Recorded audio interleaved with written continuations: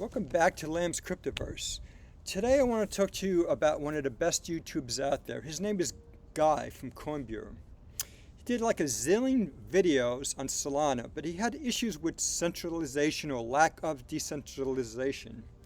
And today, speaking of which, I'm going to be talking about a lot of $15 words. But here's what he talked about.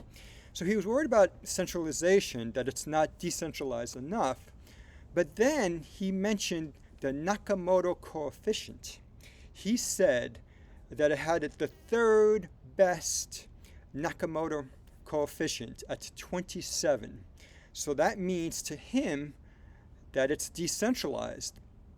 But I took a look at this Nakomoto Coefficient to see what it really means. First of all, let's go back in history. Actually, the history of crypto doesn't go back much. And this coefficient only goes back a year or two when Coinbase's CTO, Chief Technology Officer, his name is Balaji Srinivasanon.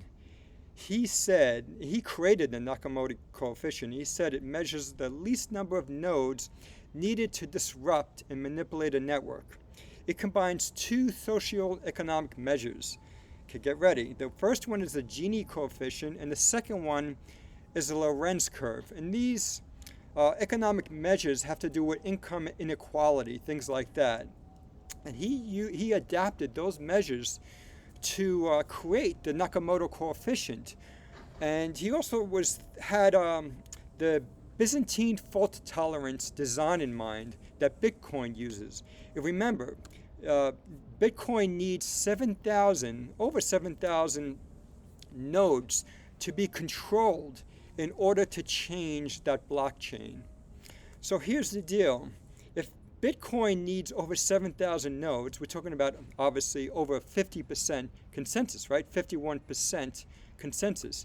How is it that a network like Solana with 2,000 nodes, how is it that can get compromised with only 27 nodes? That 27 nodes is less than 2% of Solana's network. So Solana's network is not decentralized. That's all I wanted to tell you. And speaking of control of networks, it's not just looking at the number of nodes on a network or using advanced words like Nakomoto Coefficient. You have to look at other things too. You have to look at, for example, whether there's a high cost to become a validator. Because think about it, if it's really expensive to become a validator, over time, only the companies or entities with the largest resources will be able to afford to buy these computer hardwares, right? So that's going to create fewer and fewer entities that control the network. Also, the nodes need to be distributed all over the world in a diversified manner. If they're all in one country or one area, that's not a good thing. What if they have a staking pool, right? And that staking pool is owned by one entity. That's not distributed. So that's also controlled.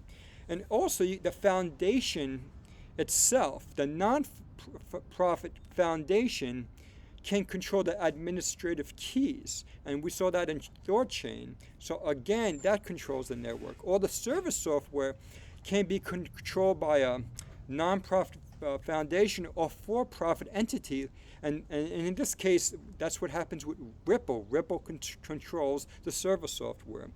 And lastly, what if you're outsourcing to a centralized cloud company like Amazon Web Services, Microsoft Azure? Again, that's control. And lastly, and this is the case for Solana, and I'm only picking on Solana, but there are many blockchains that do the same thing. So in Solana's case, they rely on Google's Bigtable for storage because they have so much storage needs. So that's not centralized. So there are, again, just to conclude, just because you think you have a good Nakomoto Coefficient, you have a lot of validators, does not mean that you're decentralized. And you need to know how to read the Nakomoto Coefficient. It's not just the absolute number. It's the absolute number divided by the total number of validators. That's how you know if your blockchain network is sufficiently decentralized. Well, thank you all for listening to Lamb's Cryptoverse, and please hit that like button and subscribe. Thank you.